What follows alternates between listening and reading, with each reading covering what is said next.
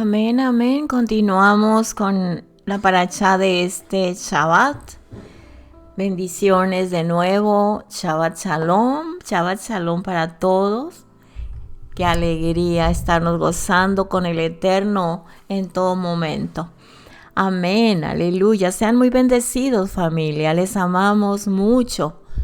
Unidos con la misma sangre de nuestro Mesías, Yeshua. Un enorme abrazo. Bueno, pues vamos a la paracha número 26, que es Shemini, que está en el libro de Levítico 9:1 al capítulo 11:47. Amén. Shemini, que algunos pronuncian Shemini sin acento, significa octavo.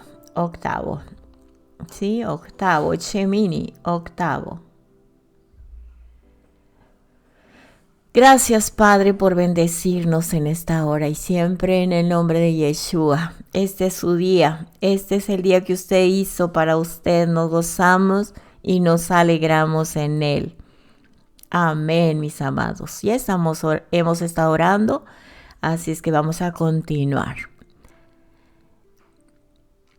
Nuestra hermana Laurita de México, del norte de nuestro país, del país de México, ya grabó la lectura de esta porción, así es que si tú la escuchaste y la estuviste siguiendo con tu escritura, va a ser de grande bendición porque es una manera de entenderla más fácil.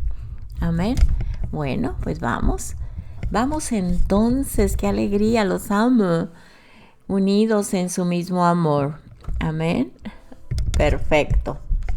Bueno, en el nombre de Yeshua vemos en el capítulo 9, verso 1, que dice que aconteció en el octavo día que Moisés llamó a Aarón, a sus hijos y a los ancianos de Israel.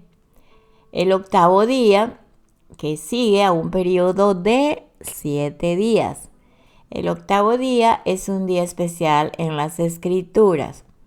Es el día de la circuncisión de los niños varones. Es el octavo día después de la fiesta de Sukkot, llamado Shemini Atzeret. Y es después del séptimo día la resurrección de nuestro Mesías Yeshua, que es precisamente hoy, al ponerse el sol, empieza el octavo día, Shemini, ¿sí? La resurrección de Yeshua. También como primer día, Yom Tov, de la semana.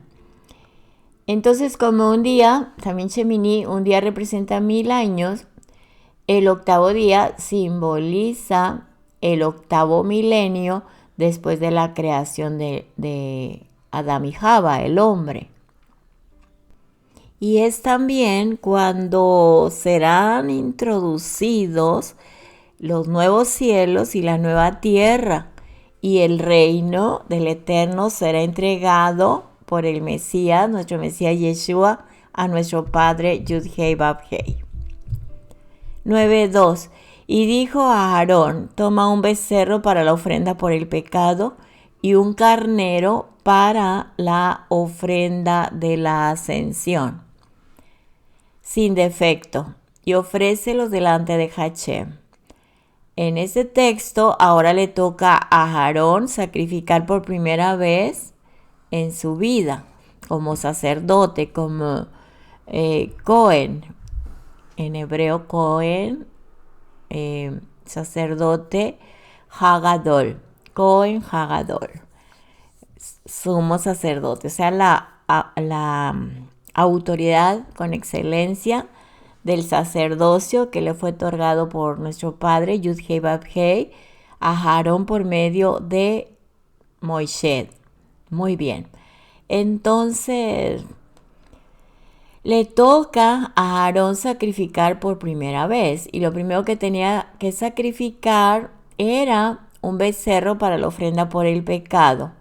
Y normalmente se daba un toro, un buey, un animal grande, por el pecado de un sacerdote.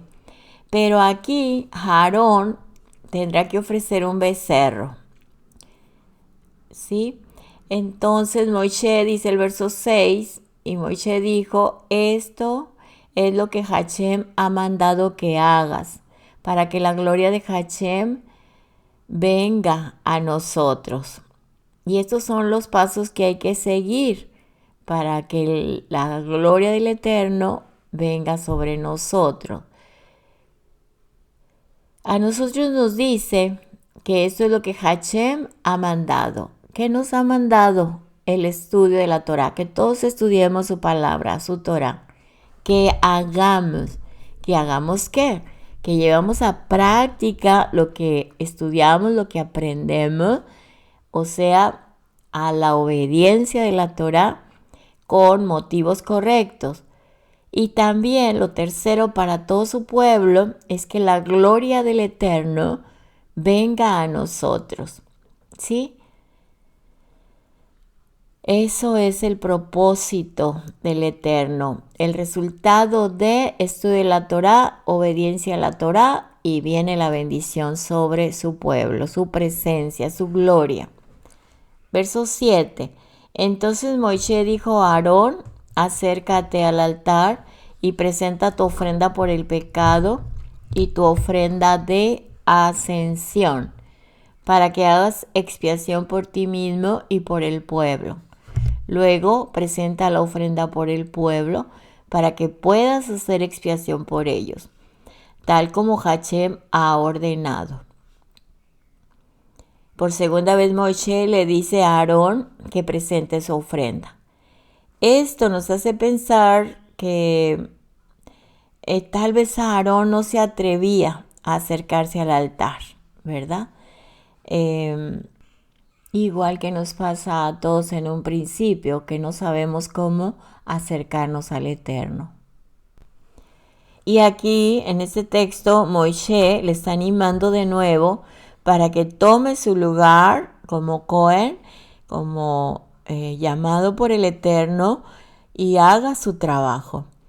Esta escritura a nosotros nos enseña que no debemos avergonzarnos de nuestros pecados, sabiendo que el Eterno ha provisto con su sacrificio perfecto a Yeshua, para que podamos tener acceso a servirle, a acercarnos confiadamente ante Él y servirle. El Eterno había perdonado a Aarón, ¿sí? Pero es posible que él haya batallado con su conciencia y vergüenza por el gran pecado que él tenía antes. Igual que nosotros, el Eterno nos ha perdonado a través de Yeshua, pero a veces la conciencia y la vergüenza viene a nuestra mente.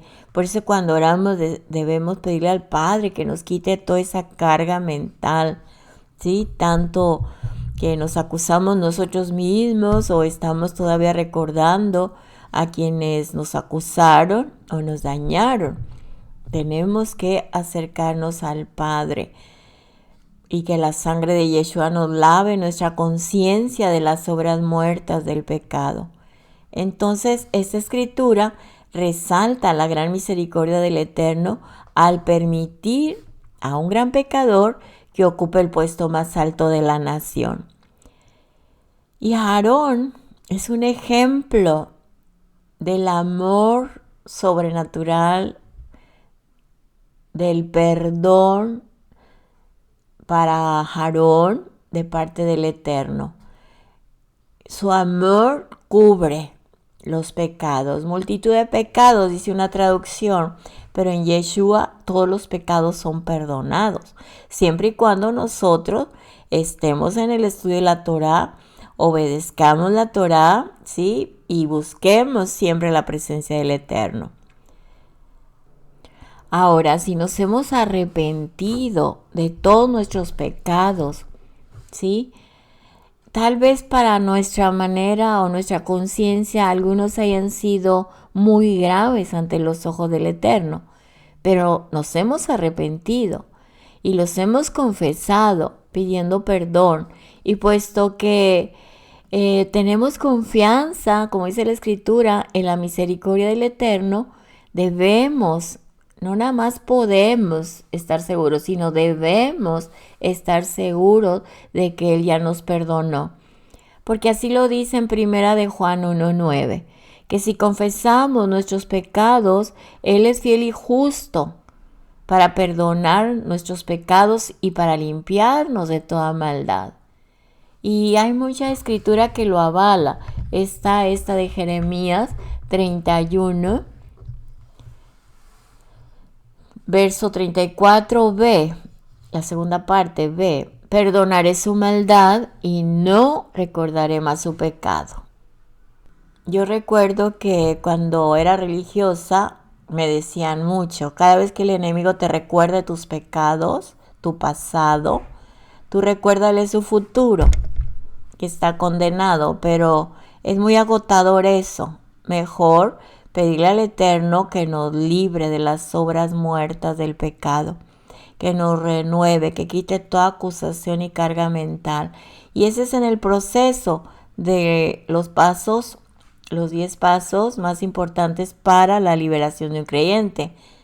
Entonces tenemos que estar conscientes, ¿verdad?, de arrepentirnos para que no haya más acusación. Y si un día viene el enemigo y te recuerda, alaba al Eterno y dile gracias, Padre, por haberme perdonado. Dice que este texto dice, perdonaré su maldad y no recordaré más su pecado. Esto nos enseña que cuando el Eterno perdona, también hace olvidar nuestro pecado. Sin embargo, cuando uno va creciendo en el Ruach, en el espíritu, nos damos cuenta de la gravedad de los pecados que cometimos en el pasado.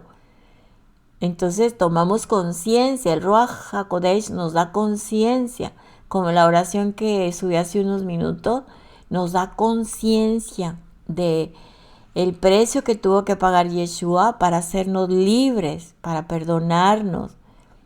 Nos va haciendo volver en sí, ser conscientes de la gravedad que cometimos y de lo que nos perdonó el Padre, ¿verdad? Y lo que tuvo que hacer Yeshua, no fue nada fácil. Dice en el Salmo 25:7, no te acuerdes de los pecados de mi juventud, ni de mis transgresiones. Acuérdate de mí conforme a tu misericordia, por tu bondad, oh Hachem. Entonces, el hecho de recordar el pecado de la juventud viene del Ruach del Eterno. De Él viene recordarnos. Él nos va instruyendo acerca de todas las cosas que necesitamos recapacitar. Y al principio, cuando uno se arrepiente de sus pecados, no es realmente consciente de la gravedad de esos pecados. Por eso, cuanto más madurez espiritual tengamos, más pecadores nos consideramos al mirar hacia atrás y nos avergonzamos por lo que hemos hecho. Él nos trae a esa convicción, a un verdadero arrepentimiento, porque cuando no tenemos conciencia de la gravedad del pecado, pues solamente decimos perdóname porque mentí, porque robé, porque eso no es todo. En el crecimiento y en la madurez que el Padre nos va dando, nos hace recordar y analizar y desmenuzar la gravedad con lo que ofendimos a Él. Entonces, cuando esto nos revela su Ruach, dice lo siguiente, lo que acabamos de leer, que no dice la Escritura que nunca se acordaremos de los pecados en el pacto renovado. Así es, y es cierto. Mas Él se hace olvidar nuestros pecados en el sentido de que nunca nos lo recuerda en la cara con el fin de humillarnos o hacernos sentirnos culpables. Es lo que hace el acusador, Hasatán. Pero cuando el Eterno nos perdona, lo hace de verdad y nos considera como si nunca hubiéramos cometido esos pecados. Sin embargo, por otro lado, hay un crecimiento en la conciencia del pecador arrepentido acerca de la gravedad de lo que ha cometido, pero no para avergonzar o condenar, sino para enseñarnos acerca de la inmensa misericordia que el Eterno tiene y el resultado poderoso del sacrificio de nuestro Mesías Yeshua. Aleluya. El Ruach del Eterno también nos hace recordar lo que hemos hecho para que no nos enorgullezcamos, no sube el orgullo, sino que nos mantengamos humildes, ¿sí? Y nunca nos olvidemos de dónde nos sacó Hashem. Entonces, mucha gente se acuerda de lo que hizo cuando da testimonio y lo dice con mucho orgullo. Ahí no hay nada de arrepentimiento, ¿sí? Ahí es de decir, yo soy así, o sea, soy mi apellido fulano de tal y así nacimos todos. Lo dicen sin arrepentimiento, no se refiere a ellos, se refiere a lo que el Eterno está haciendo en este proceso de que tomemos conciencia de la gravedad del pecado, ¿sí? Entonces, este proceso de tomar conciencia de lo que cometimos en el pasado, por eso dice en mi juventud, ahí se puede ver en la vida de Pablo, Saúl, Shaliach en hebreo, que está escrito en 1 Corintios 15:9, porque yo soy el más insignificante de los emisarios, que no soy digno de ser llamado emisario, pues perseguía la congregación del Eterno. Esta es una de las cartas del apóstol Pablo. Entonces, más adelante vemos cómo la conciencia de la gravedad de su pecado fue aumentando. Ya no habla de sí mismo como el más insignificante de los apóstoles, sino como el más pequeño de todos los santos. Lo dice ahí en Efesios 3:8. A mí, que soy menos que el más pequeño de todos los santos, se me concedió esta gracia, anunciar a los gentiles las inescrutables riquezas del Mesías. Y el apóstol Pablo, llamado apóstol Pablo, al final de su vida, habla de sí mismo como el más grande de los pecadores. No por lo que estaba haciendo en ese momento como creyente maduro, sino por lo que había hecho en su juventud, ¿sí? Entonces, esa es la conciencia que el Padre va trabajando en nosotros. Nos va quitando el orgullo, nos va quitando el yo, ¿verdad? Lo que antes hacíamos sin conocimiento del Padre, hasta que comprendemos que la gran misericordia del Eterno nos rescató de lo más vil. Éramos lo más vil, lo más menospreciado. Bueno, entonces dice en 1 Timoteo 1, 15 y 16, palabra fiel y digna de ser aceptada por todos. El Mesías Yeshua vino al mundo para salvar a los pecadores, entre los cuales yo soy el primero. Sin embargo, por esto hallé misericordia para que en mí, como en el primero, Yeshua el Mesías demostrara toda su paciencia como un ejemplo para los que habrían de creer en él para vida eterna. Esto me recuerda también a Juan, Yohanan el Bautista, que él decía, es necesario que yo disminuya para que él crezca. Entonces, entre más conocimiento tenemos de la palabra, más obediencia, por supuesto, y más la gloria del Eterno nos va llenando, entonces entendemos realmente quiénes somos, porque nos va quitando todas esas capas, decía alguien por ahí, como la cebolla, ¿verdad? Nos va quitando todo lo más seco, lo más duro, lo más que ya no sirve, lo que absorbió, porque la cebolla absorbe todas las enfermedades, absorbe todo lo que está en el aire, nos va quitando esa naturaleza caída hasta que llega a lo más profundo de nuestro ser y nos hace nuevos. Amén. Entonces, bueno, él reconoció, Pablo, que al final de su vida, él dijo que era el más grande de los pecadores. No por lo que estaba haciendo en ese momento, sino por lo que ya había hecho en su juventud. El Eterno nos habla en su palabra que cuando nos arrepentimos y confesamos nuestros pecados y le damos la espalda al pecado, nuestros pecados han sido borrados y perdonados por la sangre de nuestro Mesías Yeshua. Que eso representa el sacrificio de Él en los sacrificios de pecado. Pero conforme vamos creciendo espiritualmente, entendemos cada vez más la gravedad de lo que hemos hecho. Entonces tomamos conciencia de no hacerlo más. Entonces ya tenemos un cambio espiritual de nuevas criaturas. ¿Sí? Las cosas viejas no se van automáticas.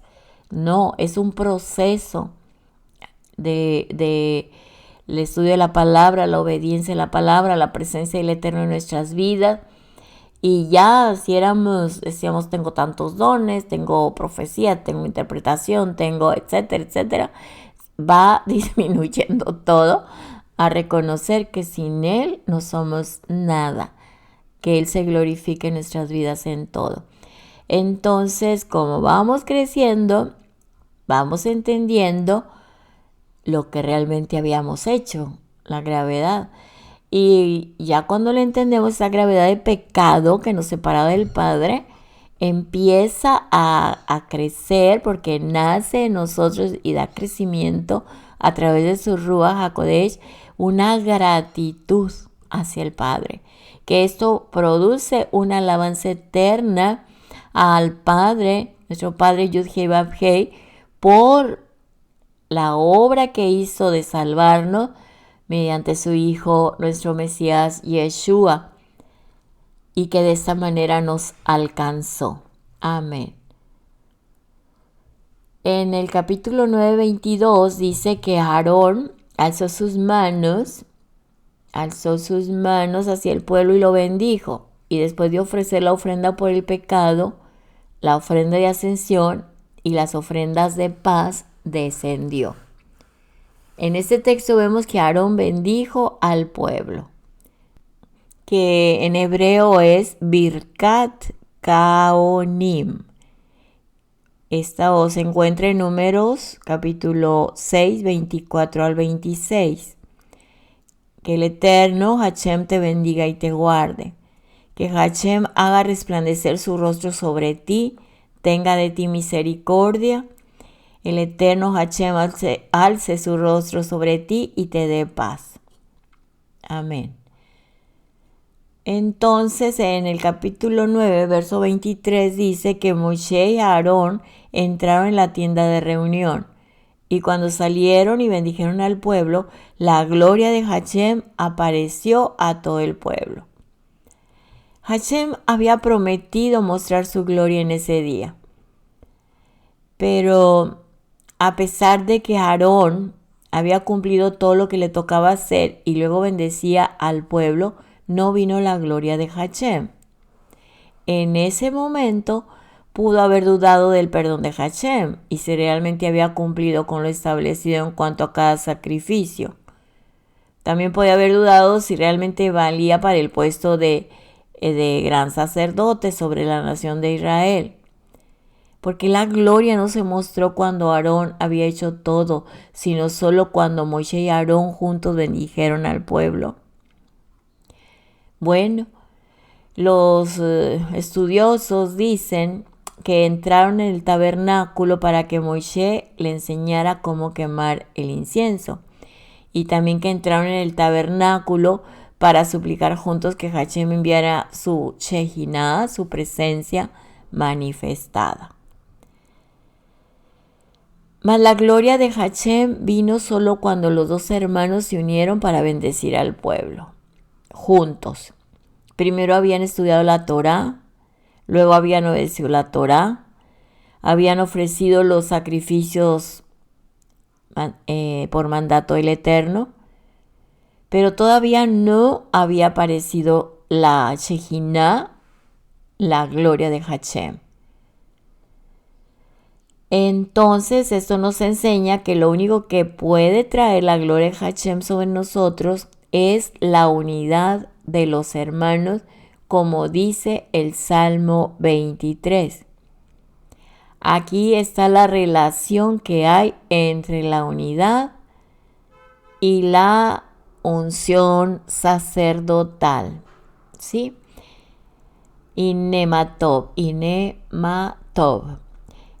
Inematov es el cántico de David que dice en el Salmo 133. Miren qué bueno y agradable es que los hermanos habiten juntos en armonía. Es como el óleo precioso sobre la cabeza, la cual desciende sobre la barba de Aarón, que desciende hasta el borde de sus vestiduras. Es como el rocío de Hermón, en hebreo es Hermón, que desciende sobre los montes de Sión, porque allí mandó Hashem la bendición y la vida para siempre. Aquí tenemos ejemplos, y la escritura habla de varios ejemplos de hermanos en la carne que sirven a Hashem juntos de una manera poderosa. Moshe y Aarón, Efraín y Manashe, Pedro y Andrés, Jacob y Johanán, Jacob y Yehudá, que fueron hermanos de Yeshua, ¿verdad? Cuando hijos de Yosef y Miriam o Mirjam. Entonces ahí está la unidad, la comunión poderosa. Entonces si Moisés y Aarón no hubieran tenido esa unidad, no se hubiera manifestado la Shejinah de Hashem en ese día. Esto nos enseña que si no estamos nosotros viviendo juntos en armonía, no va a venir la Shejinah, la presencia del Eterno sobre nosotros. Hace unos minutos estaba viendo una imagen de un hombre con vestidura de judío, de esas imágenes que suben de los padres para los hijos, o de los maestros y sus niños que son discípulos, y le dice el niño a su maestro, a su rabí: ¿dónde están los otros? ¿Quiénes son los otros? En otras palabras, el prójimo. ¿Dónde está el prójimo? ¿Quién es el prójimo? Y dijo: no hay otros, solamente eres tú. O sea, en otras palabras, debemos ser una unidad, no debemos separarlos. Ellos son nosotros y nosotros debemos estar en ellos. Debe haber esa unidad perfecta. Entonces, si lo vemos desde ese punto, ya no podemos hacer diferencia de nadie. Es mi prójimo. Tenemos que ser una unidad. Así como Yeshua dijo: no te pido que los quites del mundo, sino que los guardes del mal y que sean uno, como tú y yo somos uno. Y lo dice este Salmo 133. Amén. Entonces, ahí destaca la relación entre la unidad del pueblo del Eterno. Y es donde se manifiesta la gloria del Eterno. Y si Moisés y Aarón no hubieran tenido esa unidad, pues no se hubiera manifestado la Shejinah de Hashem en ese día. Y esto nos enseña que si no estamos viviendo juntos en armonía, no va a venir la presencia del Eterno sobre nosotros. Y esto es algo muy importante porque pudieran decir muchos, pero los que me rodean hacen lo malo, no obedecen al Padre, son unas personas conflictivas. Muy bien, recordemos que somos pueblo de Israel y nosotros somos ejemplo para los que andan en oscuridad. Siempre tenemos que ser la luz, dar luz, la luz de nuestro Mesías. ¿Sí? Para que ellos también tengan la oportunidad de venir al pleno conocimiento de su verdad. Ahora, entre hermanos debemos tener esa unidad perfecta. Mirad cuán bueno y cuán agradable es que los hermanos habiten juntos en armonía. Es como el aceite, el óleo, la unción preciosa sobre la cabeza, la cual desciende sobre la barba de Aarón, que desciende hasta el borde de sus vestiduras. O sea, está lleno de ese aceite de la unción, ¿sí? Porque es ahí, dice, donde el Eterno manda la bendición y la vida para siempre. En el libro de Santiago,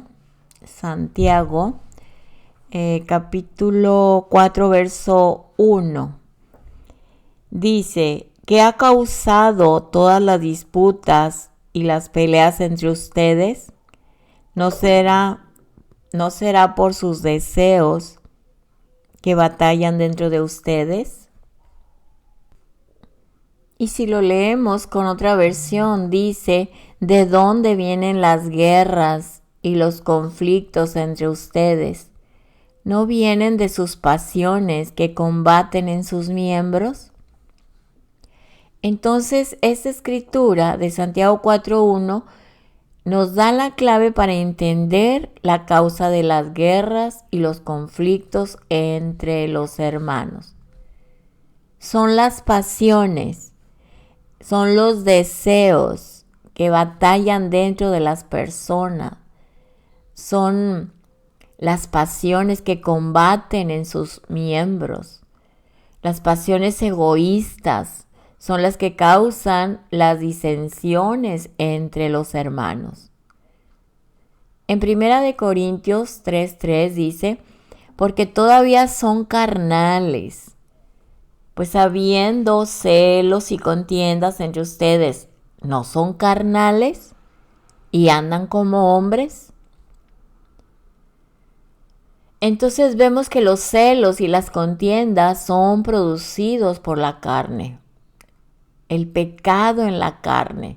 En hebreo es Yetzer Hara y traducido es la inclinación al mal, inclinación al mal.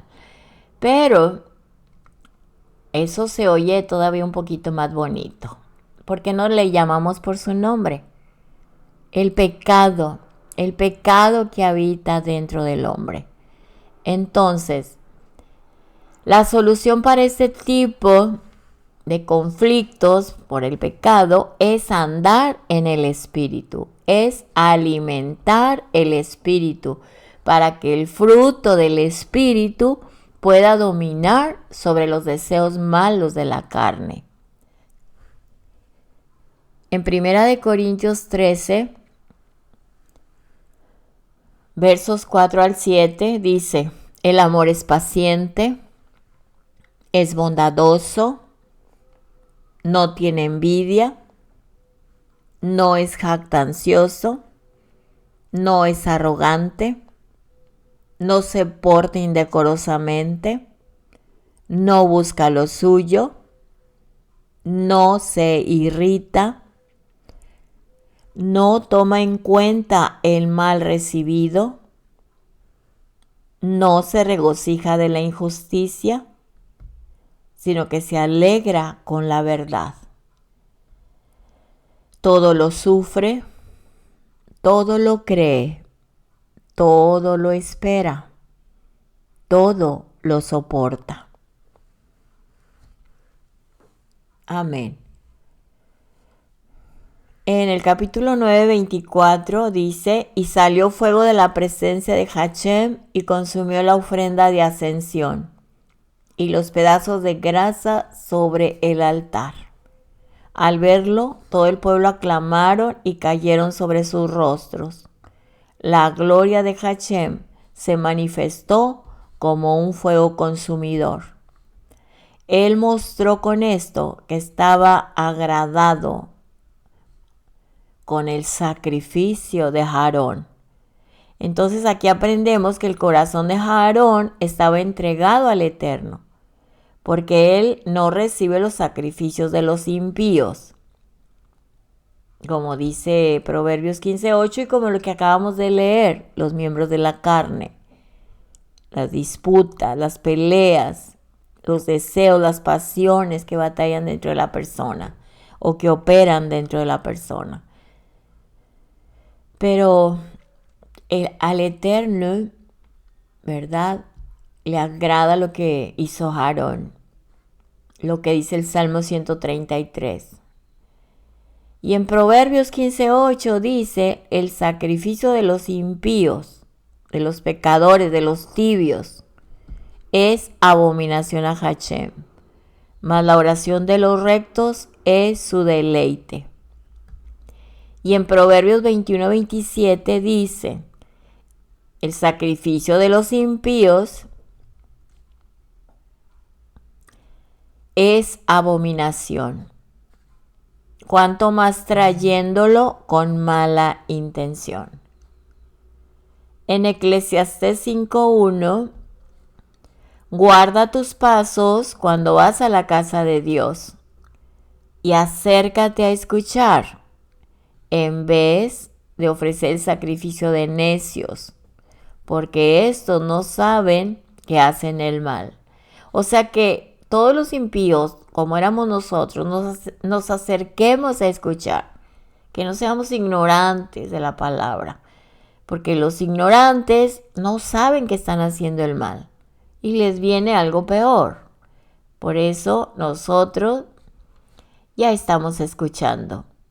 Acerquémonos a escuchar más y a obedecer más y a andar en unidad totalmente. Obediencia radical, aprendizaje radical, tú sí sea sí, tú no sea no. Lo que está de más, de mal procede. El fuego del Eterno cae sobre los sacrificios que son hechos con corazones enteramente entregados a Él, como lo dice Primera de Reyes 18:38. Entonces cayó el fuego de Hachem y consumió la ofrenda de ascensión, la leña, las piedras y el polvo, y lamió el agua de la zanja. En Primera de Crónicas 21:26, entonces David edificó allí un altar a Hachem y ofreció ofrendas de ascensión y ofrendas de paz, e invocó a Hachem, y él le respondió con fuego del cielo sobre el altar de la ofrenda de ascensión. En Segunda de Crónicas 7:1 dice, y cuando Shelomó terminó de orar, descendió fuego desde el cielo y consumió la ofrenda de ascensión y los sacrificios, y la gloria de Hachem llenó la casa. En Hechos 2:3 dice, y se les aparecieron lenguas como de fuego, que repartiéndose se posaron sobre cada uno de ellos. Hoy, al atardecer, comienza la cuenta del Omer. Son 49 días para tomar conciencia con cada tributo escriturado para poder llegar al día 50, recordando la fiesta de Shavuot, donde el Eterno envía su Ruach HaKodesh, su Espíritu Santo, a las casas, a los templos vivientes, a las personas que ya estaban listos para recibir su presencia. Su presencia. la llenura del Ruach HaKodesh. Esa es su presencia, su Shekinah. Entonces, tenemos oportunidad, mientras el Eterno nos dé vida, de analizar nuestras vidas y alinearnos a su perfecta orden y voluntad. Hoy es el día aceptable. Hoy, mientras vivamos, es el día de salvación. Entonces, si queremos nosotros, ahora, en Shavuot, y desde hoy, o tal vez ya lo recibiste, si queremos experimentar la gloria del fuego, de su Shekinah, de su presencia, de su Ruach HaKodesh, de Yud-Hei Vav-Hei en nuestras vidas, es necesario darnos como sacrificio de ascensión, con corazones totalmente entregados, donde no está el fuego del Eterno, es donde no hay una entrega total. Y donde no hay una entrega total, no está el fuego del Eterno, no está la presencia del Eterno. Todo el pueblo aclamó y cayeron sobre sus rostros. Aclamó, en hebreo es Renan, que significa que el pueblo cantó alabanzas. Aclamó, cantó alabanzas. ¿Sí? Aunque hay otra interpretación, que alzaron su voz. Así que alcemos nuestra voz con alabanzas. Amén. Pero ya con todo lo anterior que hemos explicado y culminar con alabanzas, la presencia del Eterno viene sobre tu vida. Su fuego, su presencia, su Shekinah. Entonces aquí está escrito que todos cayeron, aclamaron al Eterno y cayeron sobre sus rostros. Esto nos enseña que cuando viene la Shekinah del Eterno, viene con poder. El hombre cae al suelo por el poder del Eterno. En Daniel 10, 8 y 9, en Juan 18, 6, en Hechos 24, 14. ¿Sí? Y en algunos casos hasta pueden quedar ciegos, como le ocurrió a Shaul en el camino a Damasco. Damesek, en Hechos 9. Pasemos al capítulo 10.1 del estudio de hoy. Nadab y Abiú, hijos de Aarón, tomaron sus respectivos incensarios y después de poner fuego en ellos y echar incienso sobre él, ofrecieron delante de Hashem fuego extraño que el Eterno no les había ordenado. Aarón había sido destinado para la destrucción por causa de su pecado con el becerro de oro. Está escrito que Hashem quería exterminarlo. Deuteronomio 9:20. Dice, además Yud-Hei Vav-Hei estaba muy furioso con Aarón y lo hubiera destruido, lo cual implica que su familia, su descendencia sería eliminada. Pero al perdonarlo, la vida de sus hijos también fue perdonada. Sin embargo, 2 de ellos murieron en ese momento cuando sirvieron en rebeldía con algo que Hashem no había mandado. Aquí se habla de un fuego extraño. El fuego extraño puede significar que el fuego haya sido sacado de un lugar extraño y también se puede entender como ofrecer algo incorrectamente a Hashem, fuera de la obediencia a la autoridad. Estaban sirviendo sin haber recibido órdenes. Mas el problema no fue lo que ofrecieron, sino con la actitud que lo hicieron y con qué autoridad lo hicieron. No tenían autorización para hacerlo y por eso murieron. Si hacemos las cosas a nuestra manera, el Eterno no va a estar contento con nosotros. Lo extraño de este fuego fue que el Eterno no lo había ordenado. Continuemos con el capítulo 10, verso 3. Entonces Moisés dijo a Aarón: esto es lo que Hashem habló diciendo: yo seré santificado por los que se acercan a mí, y en mi presencia de todo el pueblo seré glorificado. Y Aarón guardó silencio. Cuanto más cerca estemos de Hashem, más santidad se nos demanda, se nos requiere. Para los que están más cerca y pecan, sufren mayores consecuencias por su pecado. Es cierto que el líder tiene más privilegios, pero al mismo tiempo se le demanda mucho más. Privilegios y responsabilidades siempre van juntos. Para poder tener privilegios en el reino, es necesario vivir en una disciplina con más santidad, más elevada, y hacer más sacrificios personales. Esto es lo que Hashem habló. ¿Cuándo habló Hashem esto?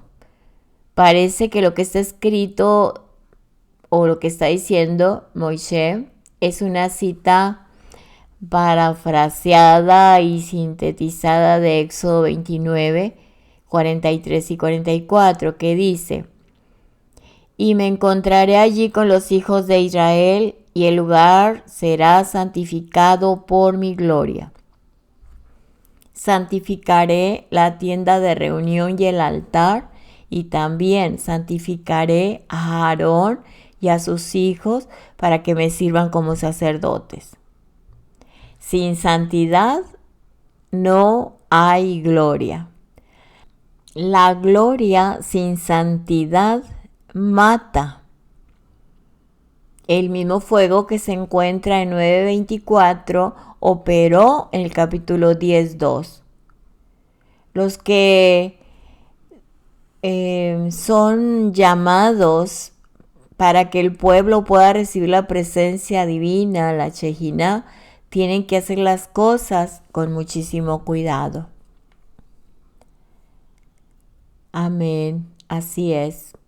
Y muchos pensarían, como en otras escrituras que también han pensado, que qué exigente era el Eterno con el servicio en el santuario, que si cometes un pequeño error causa la muerte. Y también han opinado que el Eterno es cruel, pero ¿cómo el Eterno no va a ser exigente en cuanto a estar frente a Él para adorarle? No exigen los que viajan en los aviones que el piloto no tenga errores porque están arriesgando su vida.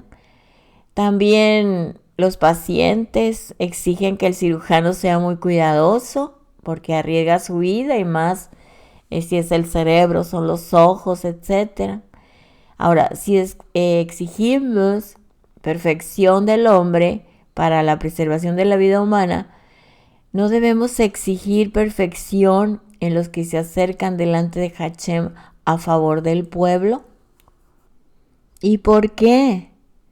Porque la vida y la muerte del pueblo estaban en el poder de los sacerdotes.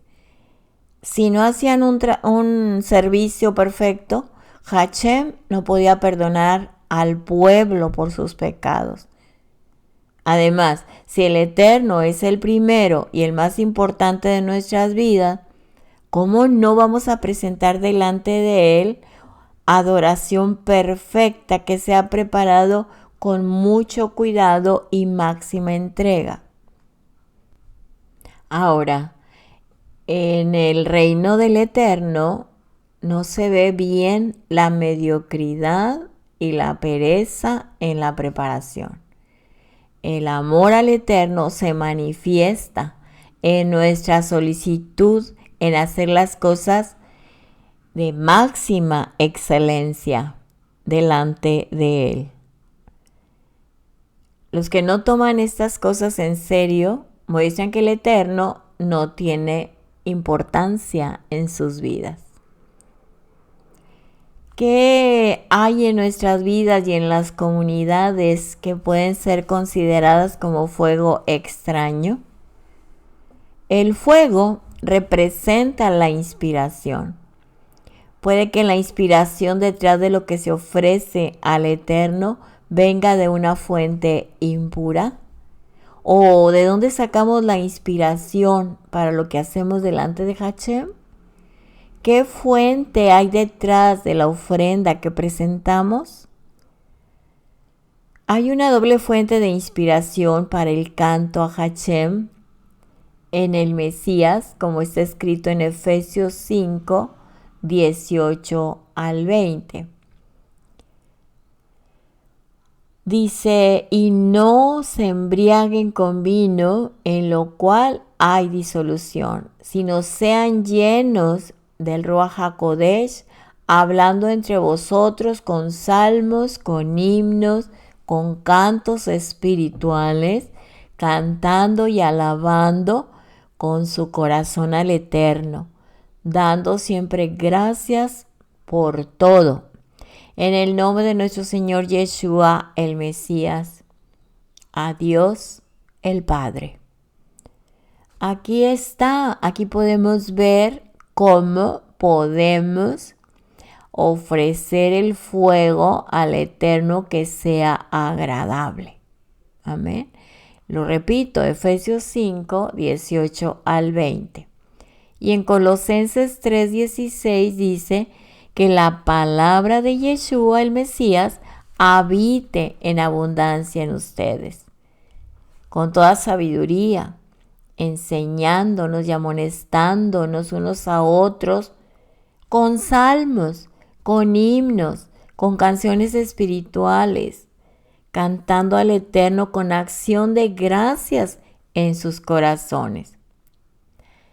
En esos dos textos nos muestran que la doble fuente donde se puede recibir la inspiración para alabarle delante del Padre está constituido por su Ruach HaKodesh y la palabra del Eterno. Se puede preguntar qué tipo de canciones se van a usar para la alabanza de Hashem, pero ¿está permitido tomar las canciones del mundo y ofrecerla delante del Padre? ¿O andar en la carne para ofrecerle algo al Padre? ¿Le agradará esto a Él?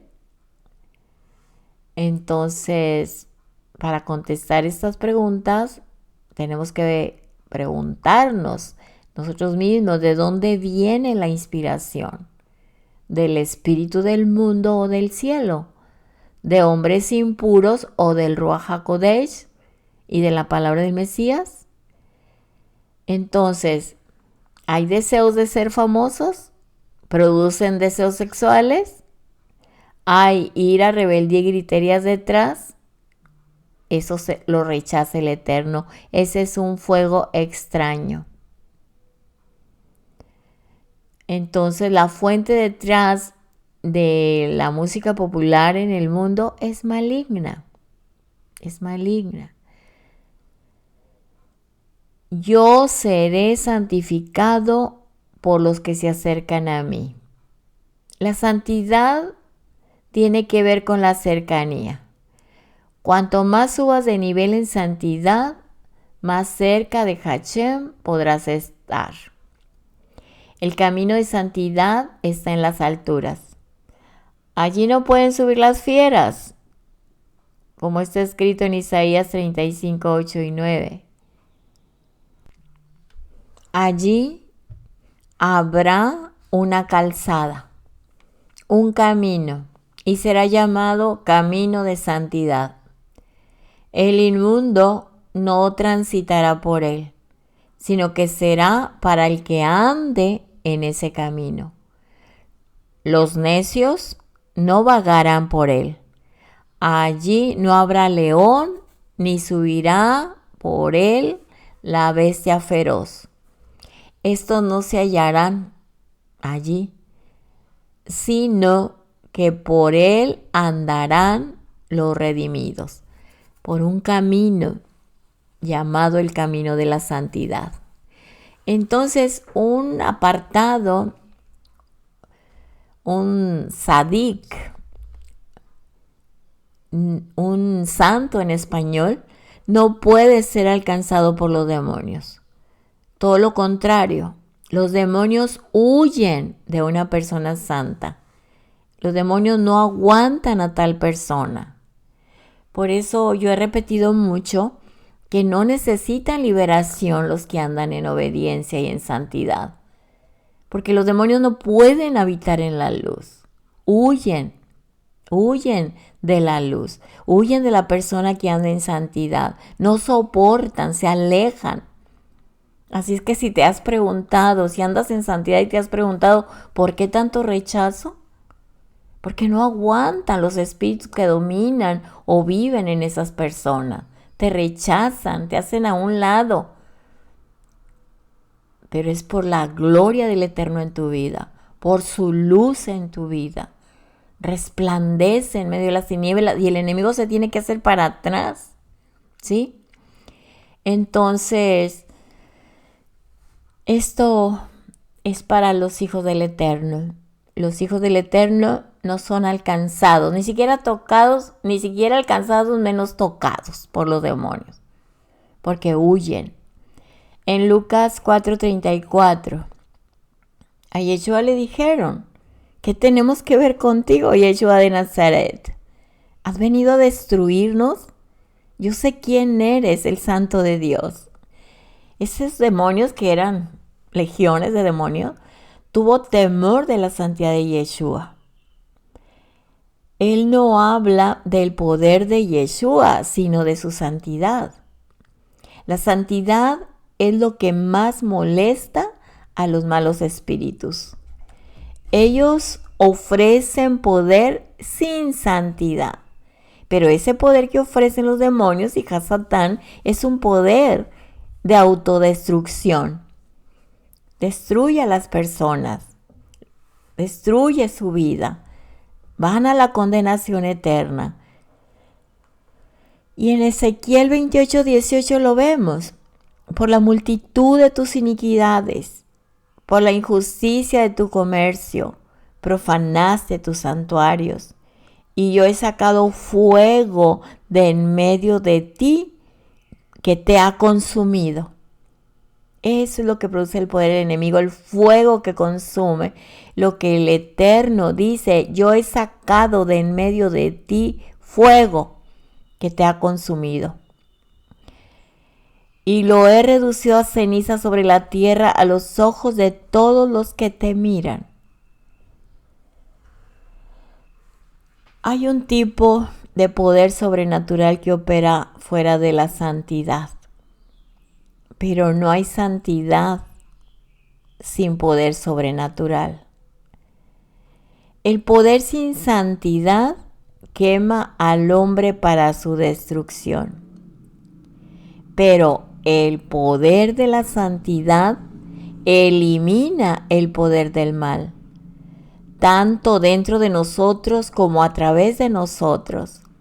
Así que busquemos la santidad, porque sin santidad nadie puede ver al Eterno.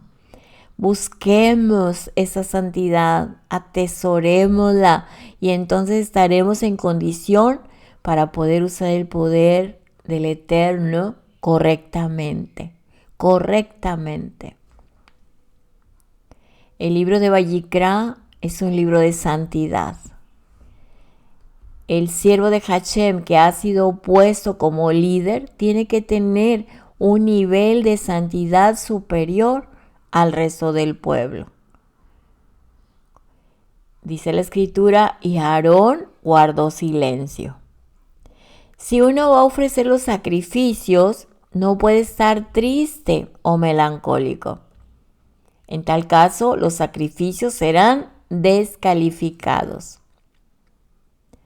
Aarón mostró con este acto que amaba al Eterno más que a sus propios hijos. La familia no puede ser un obstáculo para servir a Hashem. Como dice en Mateo 10:37, el que ama al padre o a la madre más que a mí, no es digno de mí. El que ama al hijo o a la hija más que a mí, no es digno de mí.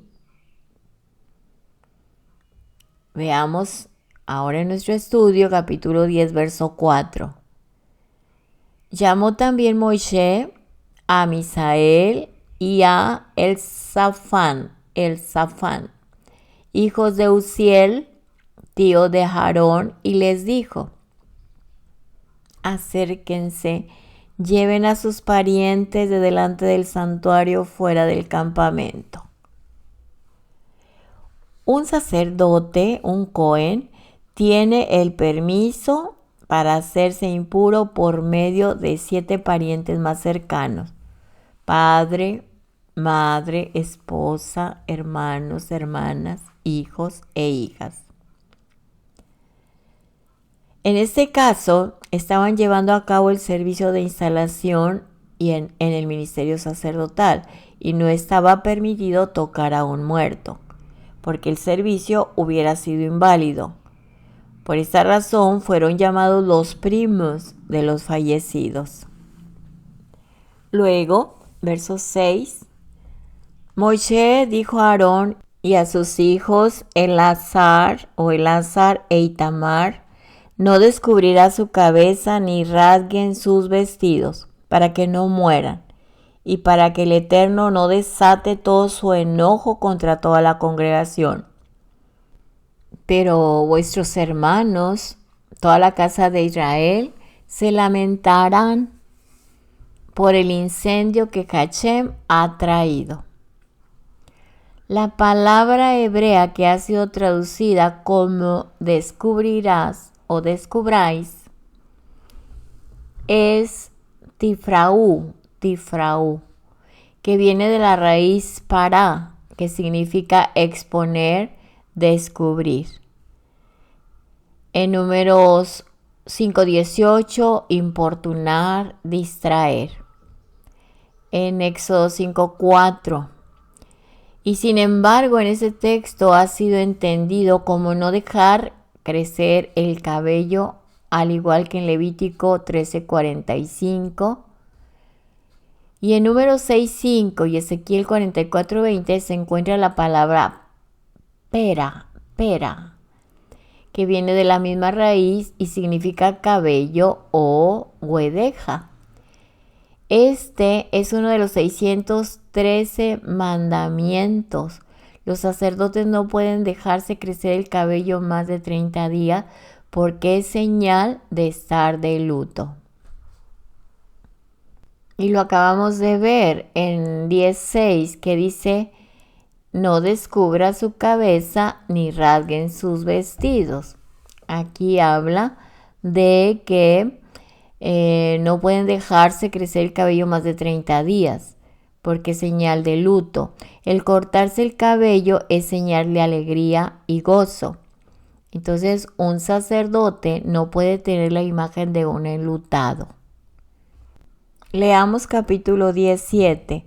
Ni siquiera saldrán de la entrada de la tienda de reunión, no sea que mueran, porque el aceite de unción del Eterno está sobre ustedes. Y ellos hicieron conforme al mandato de Moisés. Esto nos enseña que la unción solo fue dada para servir al Eterno. Si se usa para otra cosa, hay pena de muerte. Satán intentaba hacer que Yeshua usara la unción para el beneficio personal, pero fue rechazado inmediatamente por nuestro Mesías Yeshua. Mateo 4:13-10. Sigamos en el capítulo 10, 9-11.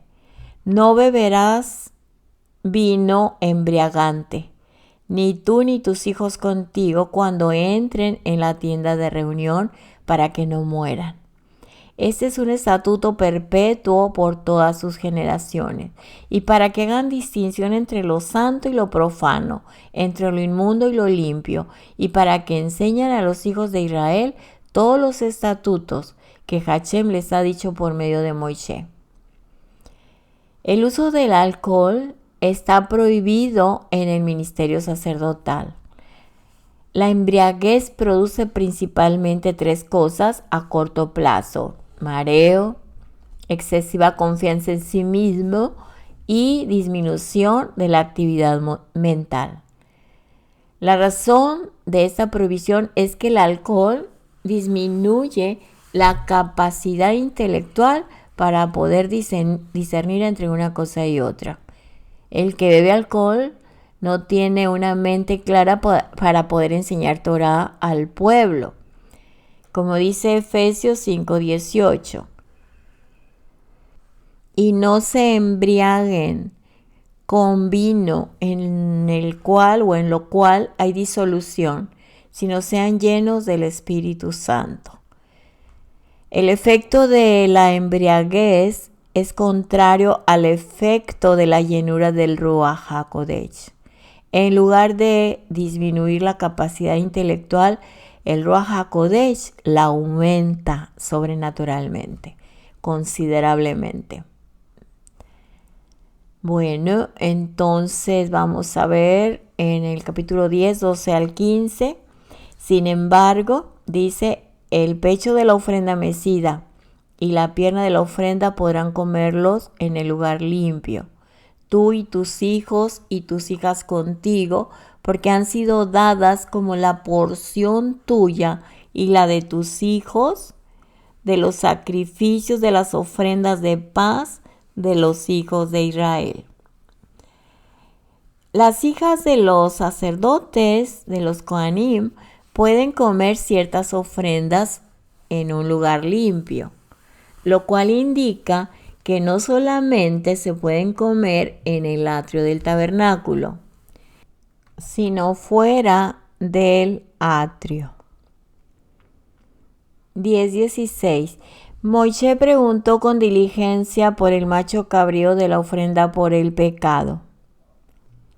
Y he aquí que había sido quemado. Y se enojó con Eleazar e Itamar, los hijos que le habían quedado a Aarón, diciendo: puntos suspensivos. Aquí Moisés estaba muy interesado en que se cumpliera la orden divina. Por esta actitud fue llamado un siervo fiel, como está escrito en Números 12:7. No así con mi siervo Moisés. En toda mi casa, él es fiel. Amén. Veamos verso 19.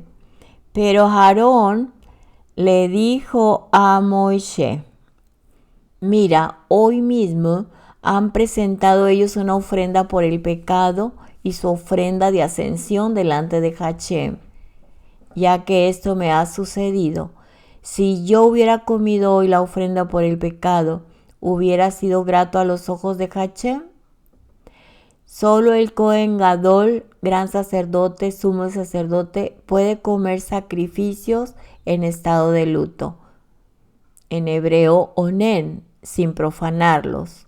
Pero aquí vemos cómo Aarón no lo quería hacer porque consideraba que no era agradable delante de Hashem. 11:2.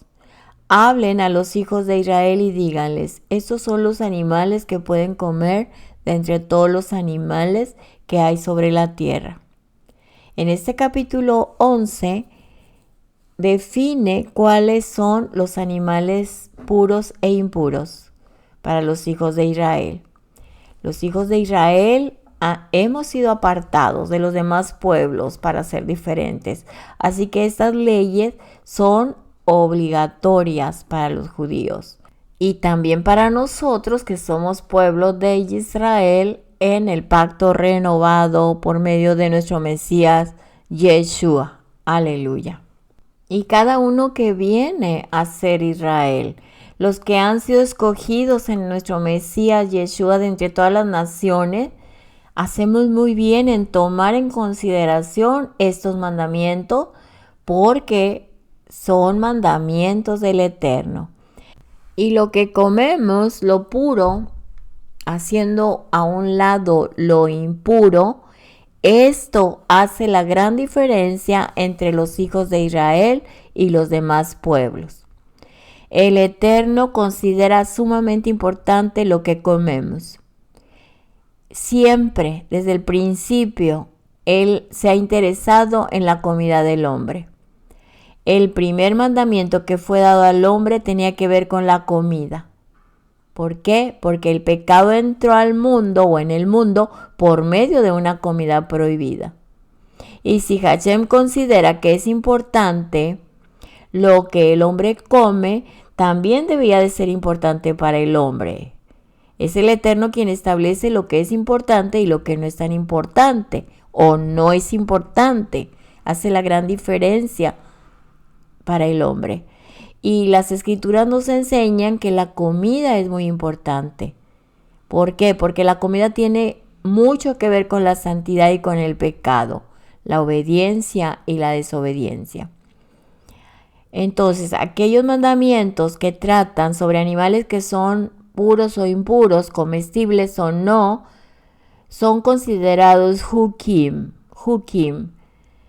Una comida o un objeto que es considerado apto para el uso de su pueblo es llamado kasher, ¿sí? ¿Qué significa correcto? Kasher, una comida o un objeto apto para usarlo para comer, kasher. Aquí ya vemos lo que es diferente entre kasher y kosher. Kasher incluye alimento y objetos, ¿sí? Eso, kasher significa correcto, recto, aceptable, apto. Y la palabra kasher aparece 3 veces en las escrituras. En Eclesiastés 10:10, 11:6 y en Esther 8:5. Se han intentado dar muchas diferentes explicaciones acerca de por qué ciertos animales son considerados impuros y otros puros. Pero el hombre tiene que reconocer que no entiende con toda la razón por la que Hashem da estas instrucciones. Es muy probable que nunca podamos tener una explicación satisfactoria en cuanto a la razón por qué ciertos animales son considerados impuros por Hashem.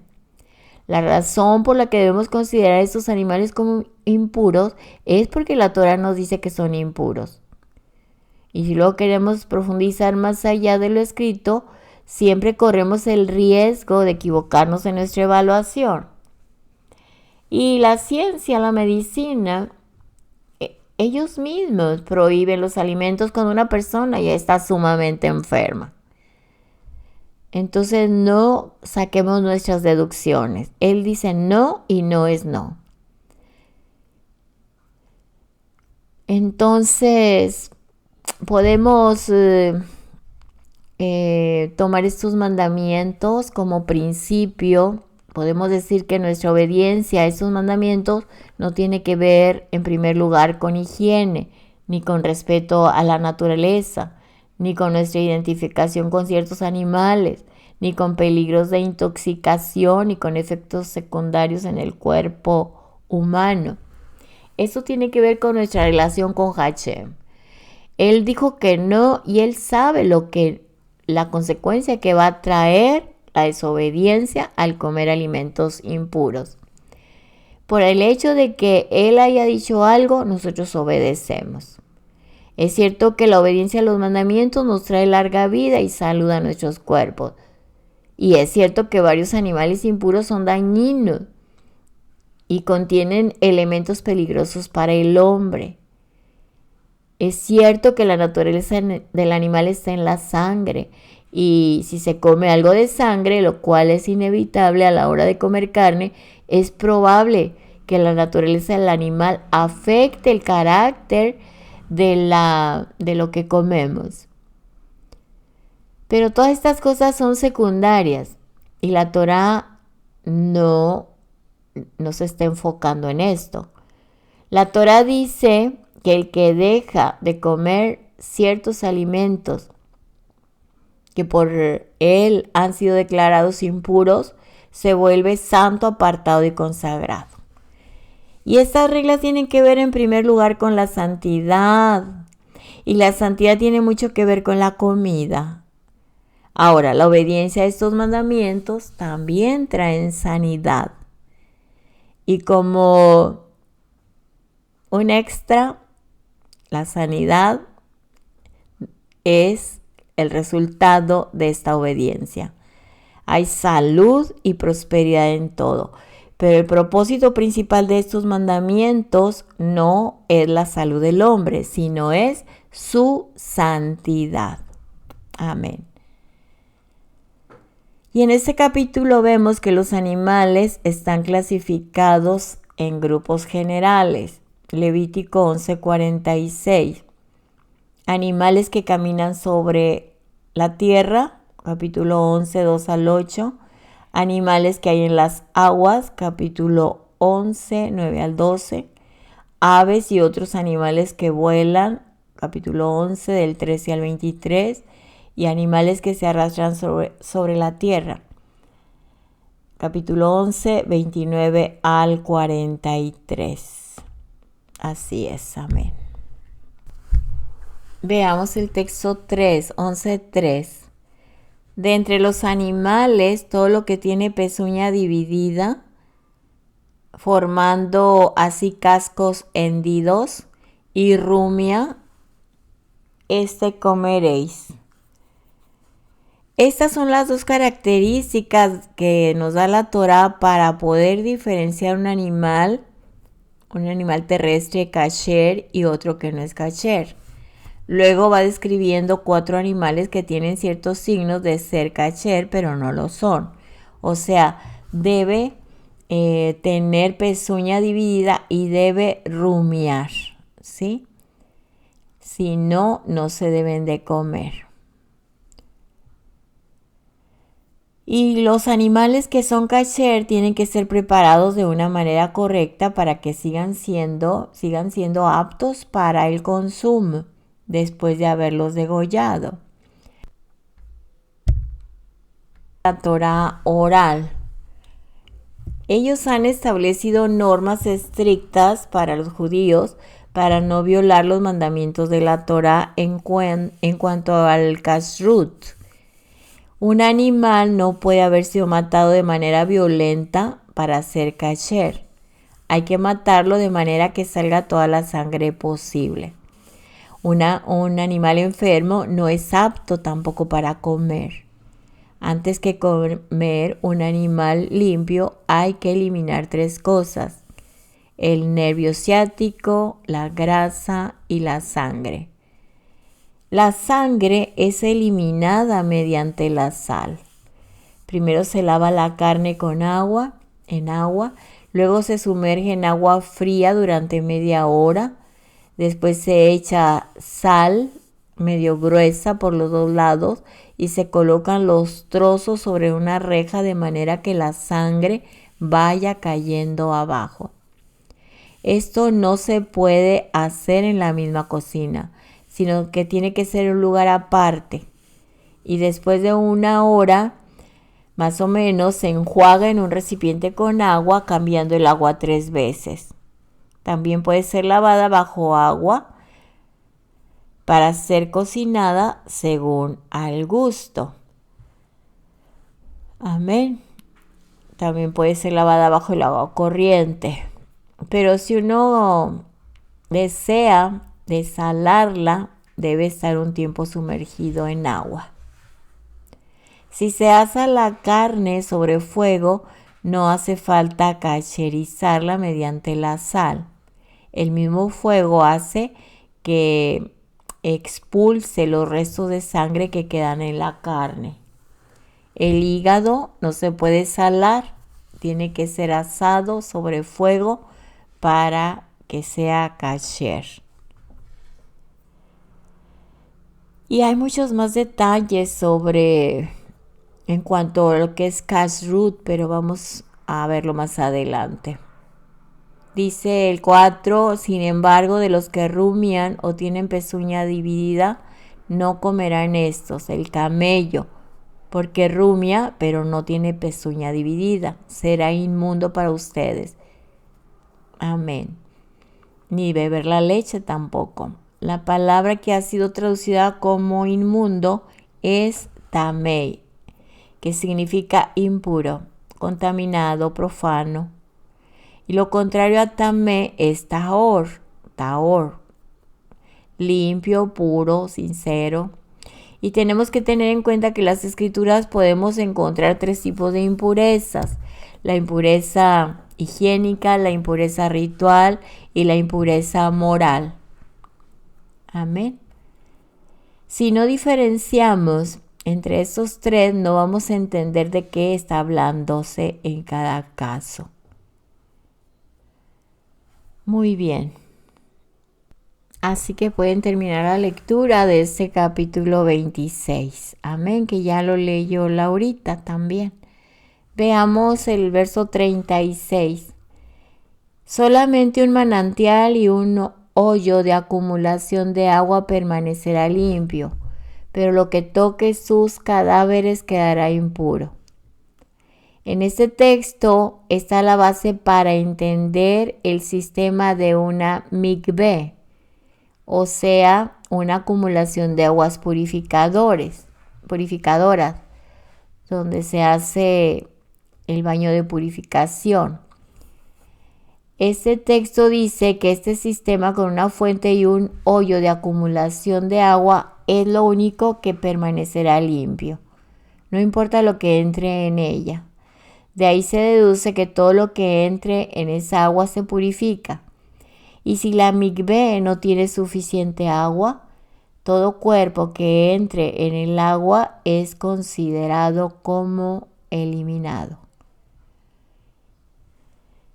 Esto significa que si un cuerpo impuro entra en una mikveh que tiene estas características, es simbólicamente eliminado junto con su impureza. Cuando el cuerpo sale de esa agua es como si hubiera nacido de nuevo y sale purificado. Y para poder entrar en el templo de Jerusalén, todos tenían que pasar por una mikveh de aguas purificadoras. Amén. Bueno, veamos el verso 42a. Todo lo que anda sobre su vientre. Allí también habla sobre comidas permitidas y prohibidas de un animal que se arrastra sobre su vientre. En el 43, no hagan sus almas abominables por causa de ningún animal que se arrastre y no se contaminen con ellos para que no sean impuros. Si un judío come estas cosas abominables, su alma se vuelve abominable para el Eterno. Verso 44. Porque yo soy Hashem, vuestro Elohim, por tanto conságrense y sean santos, porque yo soy santo. No se contaminen con ningún animal que se arrastra sobre la tierra. Amén. En este texto es la primera vez que aparece la expresión sean santos porque yo soy santo. En el verso 44. Y esto es en relación con la comida. Amén. Esto nos enseña que la santidad depende en gran parte del tipo de comida que comamos. Y terminamos en el 45, porque yo soy Hashem, que los hago subir de la tierra de Egipto para ser su Elohim. Sean pues santos porque yo soy santo, o porque yo soy santo. Lo repite en el 45. Bendito es Él. Nos exhorta. Aleluya. Bendito es Él. Entonces, ¿cómo podemos ser santos en el presente? Por medio de la obediencia, igual que como está escrito en nuestros hermanos del primer éxodo, igual nosotros ¿cómo podemos ser santos? Por medio de la obediencia a sus mandamientos y el conocimiento de su palabra, de su Torah, y dejar de vivir como lo hacíamos en Egipto. Amén. Y gracias a su Torah y al Ruach HaKodesh de nuestro Mashiach, podemos, todo su pueblo, salir de la esclavitud del sistema de este mundo y hacer caso a estas reglas de Kashrut para ser un pueblo santo y apartado para Hashem. Amén. Bueno, aquí en esta paracha se encuentran de los mandamientos 149 al 165 que nuestra hermana Laurita Guerra ya nos lo leyó. De todas maneras, puedes volverlo a escuchar si es que no la has escuchado la lectura de la paracha. Amén. Ha sido tiempo muy cansado porque aparte de todo el trabajo que diariamente se tiene, esta semana se nos vinieron muchas más cosas. Así que yo sé que ustedes comprenden toda esta situación y de igual manera estamos unidos, como dice el Salmo 133, siendo uno, para que la Shejinah, la presencia del Eterno, esté con nosotros y en nosotros. Amén. Oremos.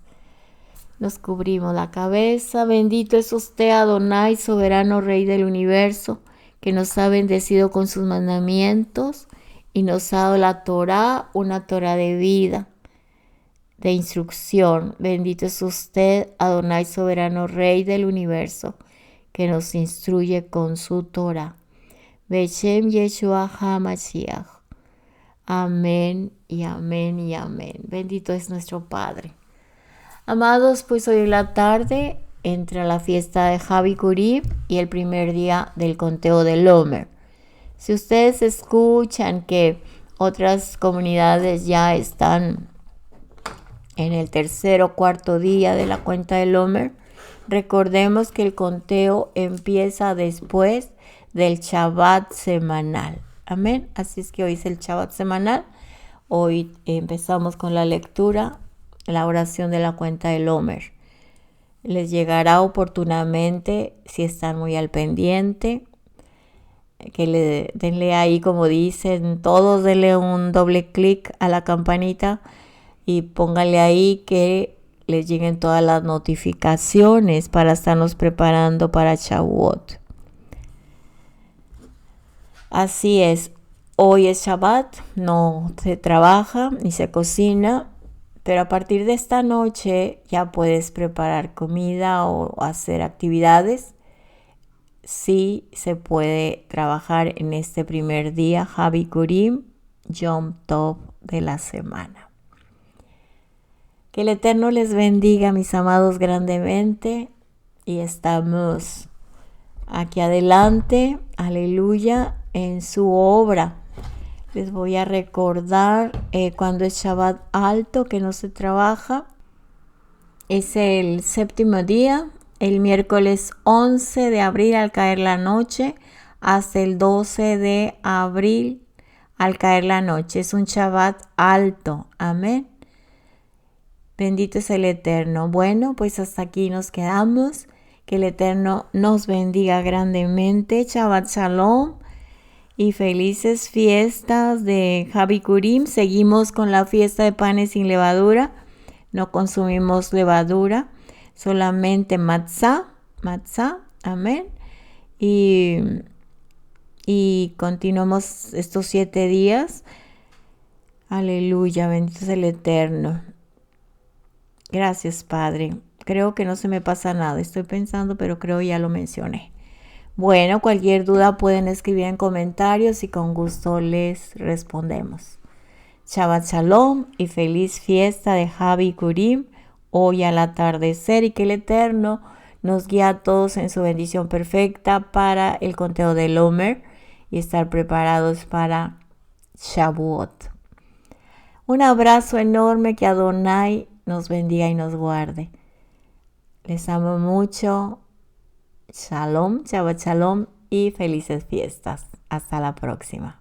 Amén, amén.